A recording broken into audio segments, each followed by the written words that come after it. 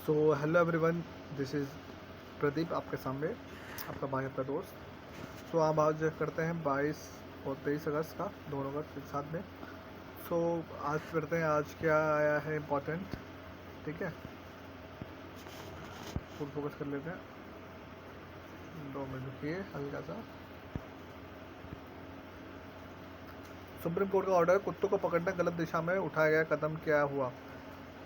11 अगस्त 2025 को supreme court ने दिल्ली में सभी आवारा सड़क पर घूमने वाले कुत्तों को पकड़कर शेल्टर या आश्रय गृह में डालने का आदेश दिया। 11 दिन बाद यह आदेश रोक दिया गया, लेकिन तब तक ये साफ हो चुका था कि फैसला कई स्तरों पर गलत था, न्याय, विज्ञान, नैतिकता के जरिए। ठीक है, तो GS 4 में आ सकता है ये। ठीक है, हथियार निकालो। हाँ, ठीक है।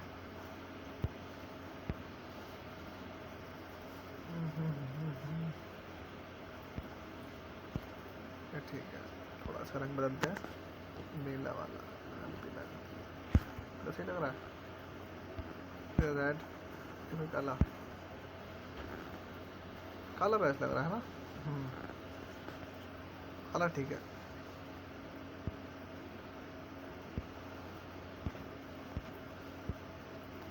तो फिर हम देखते हैं जैसे धीरे धीरे कि लाइक हथियार निकाल लिया हमने बाहर, तो लाइक क्यों ये जो लगा कहीं ना कहीं सही सही से सही फॉलो नहीं किया गया है। ठीक है, तो न्याय, विज्ञान और नैतिकता के जरिए सर ठीक नहीं है। फैसले में क्या समस्या आ सकती है। अचानक पकड़े गए कुत्तों पर आपस में लड़ घायल होने या मर सकते हैं, है ना। ये भी तो हो सकता है, लाइक घायल भी हो सकते हैं, मर भी सकते हैं, ये सब चीज़ें।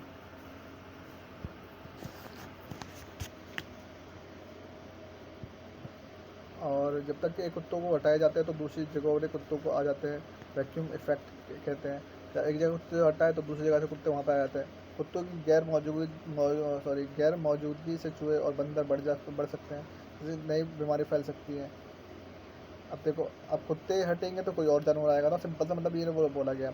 WHO, भारत की NAPRE कुत्तों को काटने से होने वाली रेबीज को ख़त्म करने के लिए योजना को नज़रअंदाज किया गया है। ठीक है, असली समस्या क्या है। जैसे गंदगी हो गई, ठीक है, जैसे गंदगी हो गई, जैसे अचानक पकड़े गए कुत्तों में क्या क्या दिक्कत आती है। ये क्या है असली समस्या में, जैसे गंदगी, भ्रष्टाचार और महंगाई।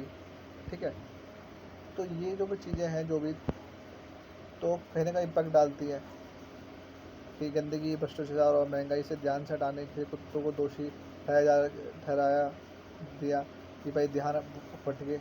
ठीक है, और कुत्तों को काटने की समस्या गंभीर है, लेकिन सबको पकड़ना सही नहीं, हल नहीं है। क्या सही तरीका हो सकता है। कुत्तों को ज़्यादा आक्रामक है और निगरानी करना, कुत्तों का टीकाकरण और नसबंदी कर देना। ठीक है, ये गलत चीज़ें हैं। लोगों को जागरूक करना कि निपट कुत्तों से कैसे निपटा जाए। नीति बनाते समय डर या दबाव में नहीं, बल्कि वैज्ञानिक समझ और जिम्मेदारी से काम होना चाहिए। ठीक है, ऐसे करके।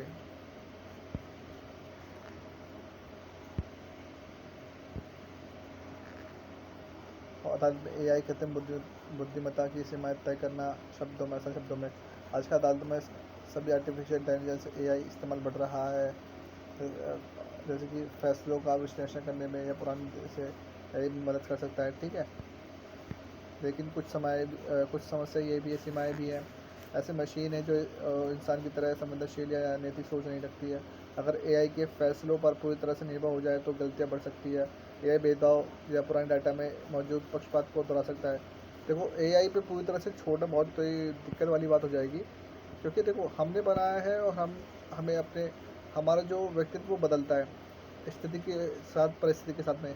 सिंपल सा पॉइंट है कि अगर हम अपने सपोज करो कि किसी की मदर है, वो क्या करती हैं, सिंपल, वो अपने बच्चे को बिल्कुल बिल्कुल ऐसे ठंडे के टाइम में बच्चों को बोलते हैं कि बच्चे जब वो होते हैं मोजे, सॉक्स होते हैं, उनको पहन के घूमो, इधर उधर जाओ, इधर उधर कर दो, बॉक्स मतलब सॉक्स पहन के घूमो, ठंड लग जाएगी, ओढ़ के रहो। ठीक है, और वही घर में जब काम वाली जो काम करने के लिए जो मेड आती हैं। ठीक है, देखो हर किसी व्यक्ति का काम ना सम्मान देने होता है। ठीक है, बोला जाता है कि अगर आप अपने धर्म को, अपने कर्म को अगर सम्मान करें तो आप अगर सम्मान करते हो, आपको किसी और दूसरे का सम्मान करने की आवश्यकता नहीं है।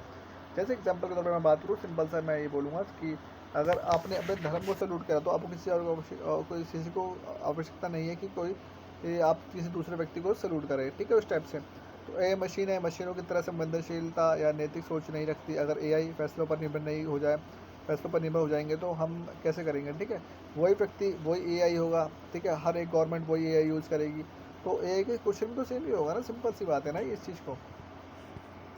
क्या किया जाना चाहिए, एआई का इस्तेमाल सिर्फ मदद के लिए हो, फैसले का आधार ना बने। कोर्ट में इंसानों की भूमिका हमेशा मुख्य होनी चाहिए। अब तुम बताओ सिंपल सा कि जो जो इन्होंने बोला है कि मुख्य होने चाहिए, इंसानों की भूमिका मुख्य होनी चाहिए, इससे क्या मतलब बनता है। इसका मतलब ये बनता है सिंपल कि एआई को एज अ एडवाइस लेने के लिए या फिर ऐसे मदद लेने के लिए यूज में हो। जैसे कोई बड़ा काम है, एआई से करवा दो, करवा लो, ऐसे चीज़ें करने के लिए हो, या ऐसे इस चीज़ के लिए करने के लिए नहीं हो कि जैसे कि सिंपल हमने लाइक उसको ही बेस बना दिया कि लाइक उस वो जो उसका जो फैसला आएगा हम उसको मानेंगे। ऐसा कुछ नहीं होना चाहिए। हमें अपने ही मानसिकता से, क्योंकि हमने एआई को बनाया ना, कि एआई ने हमें बनाया है, ठीक है, इस टाइप से। और हमें अपने सूझबूझ से, कानून से, समझ से ही कोई रूल्स को, रेगुलेशन को फॉलो करवाने चाहिए और मानने चाहिए। ये कानून नैतिकता और इंसाफ के एआई को इस्तेमाल की सीमाएं तय करती है। जुलाई 2025 में केरल हाईकोर्ट ने भारत में पहली अदालत बनी जिसने जिला अदालत में एआई में इस्तेमाल की गई दिशा निर्धारित की। भारत में 5 करोड़ से ज़्यादा मामले लंबित है, इसलिए एआई इस्तेमाल जरूरी है और समय के अनुसार, ठीक है।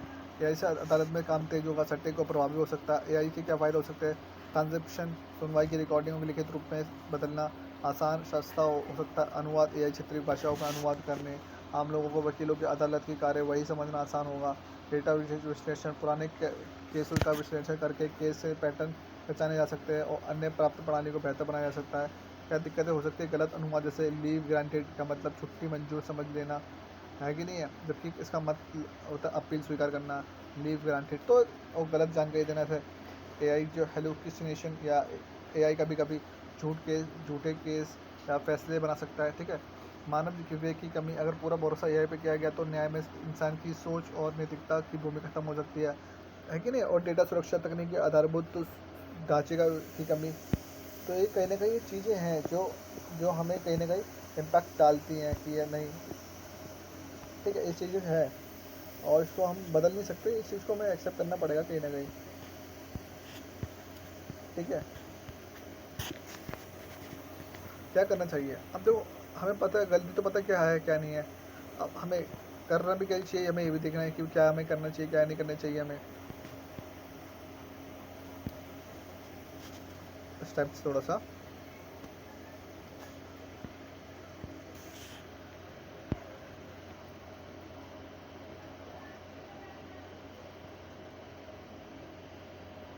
फैसलों के आधार न बने, कोर्ट इंसान की भूमिका हमेशा मुख्य होनी चाहिए। नैतिकता और इंसाफ के नज़रिए के इस्तेमाल की सीमा तय करनी चाहिए। जुलाई 2025 में केरल हाईकोर्ट भारत की पहली अदालत बनी जिसने जिला अदालत में एआई से इस्तेमाल किए गए दिशा निर्देश जारी किए। बाद में 5 करोड़ से ज़्यादा मामले लंबित है, इसलिए एआई का इस्तेमाल जरूरी है और समय के अनुसार, ठीक है, ऐसे करके, ठीक है। तो इस वजह से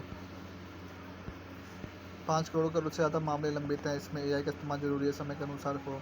एआई से अदालतों में काम तेज और सटीक और प्रभावी हो सकता है। क्या फ़ायदे हो सकते हैं, ट्रांसक्रिप्शन करने, रिकॉर्डिंग में, लिखित में बदलना आसान हो सकता है, या अनुवाद एआई करने में, एआई से अगर भाषा को हम ट्रांसलेट करते तो ईजी हो सकता है। वकीलों की अदालत की कार्यवाही समझना आसान होगा। डेटा विश्लेषण पाने, केसों में विश्लेषण करके और केस पैटर्न को पहचाना जा सकता है, अन्य प्रणाली को बेहतर बनाया जा सकता है। क्या दिक्कतें हो सकती, गलत अनुवाद, लीव ग्रांटेड बनाया से बताया था आपको, ठीक है, तो ये सब दिक्कतें तो हो सकती हैं।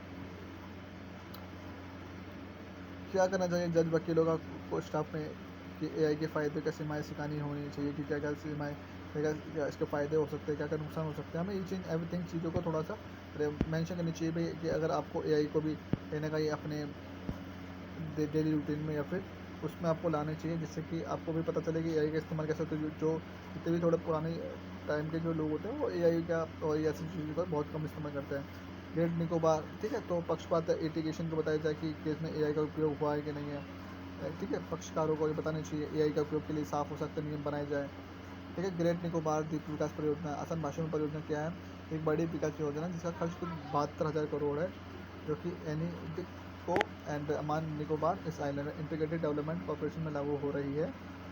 ठीक है, क्या क्या हो सकता है इस परियोजना में? कई बड़े काम शामिल है। एक बड़ा बंदरगाह मेगा पोर्ट बनाना, ताकि व्यापार नौसेना गतिविधियाँ बढ़े। हवाई अड्डा एयरपोर्ट बनाना जिसमें की रणनीति और पर्यटन दोनों की सुविधा बढ़े।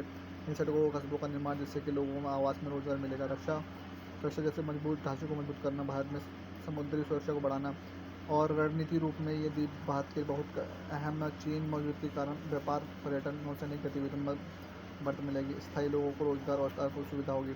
पर्यावरण को नुकसान, घने जंगल, दुर्लभ प्रजातियाँ, आदिवासी और समुदाय प्रभावित हो सकते हैं। परिस्थितियों तंत्र में जैव विविधता को खतरा है। आदिवासियों की सहमति और अधिकारों का सम्मान जरूरी है। ग्रेट निकोबार विकास परियोजना में क्या आसान भाषा में कहाँ और कितना बड़ा? ग्रेट निकोबार द्वीप अंडमान निकोबार कुल क्षेत्र पर 16,610 हेक्टेयर। क्या क्या बनाया जाए? मुख्य घटक अंतर्राष्ट्रीय कंटेनर ट्रांसशिपमेंट टर्मिनल ICCT। ठीक है, तो क्या एक बड़ा बंदरगाह जहाँ पे कंटेनर जहाज़ों का सामान लोड अनलोड होगा। ग्रीनफील्ड अंतर्राष्ट्रीय हवाई अड्डा बने। एक नया एयरपोर्ट जो कि अंतर्राष्ट्रीय उड़ानों के लिए होगा। जो 2 नए शहर ग्रीनफील्ड जैसे आधुनिक शहर, एक आधुनिक शहर बनाए जाए जिनमें लोग रहेंगे और काम करेंगे। तटीय मास रैपिड ट्रांसपोर्ट सिस्टम, समुद्र के किनारे तेज आवाजाही के लिए transport system. Free trade zone हो, FTA जैसे क्षेत्र जैसे बिजनेस और ट्रेड को टैक्स में छूट मिलेगी। इसका मतलब क्या फ़ायदे होंगे? रणनीति, ये द्वीप मलक्का जलसमुद्र के पास में जहाँ दुनिया का सबसे बड़ा व्यापार है। भारत की सुरक्षा और नौसैनिक की ताकत बढ़ेगी। चीन की मौजूदगी जब दक्षिण चीन सागर हिंद महासागर में भारत की पकड़ मजबूत होगी। व्यापार में भारत की मौजूदगी ICTT से भारत अंतर्राष्ट्रीय शिपिंग में अहम भूमिका निभा सकेगा। स्थानीय विकास से रोजगार मिलेगा, पर्यटन बढ़ेगा और लोगों को आय में सुधार होगा।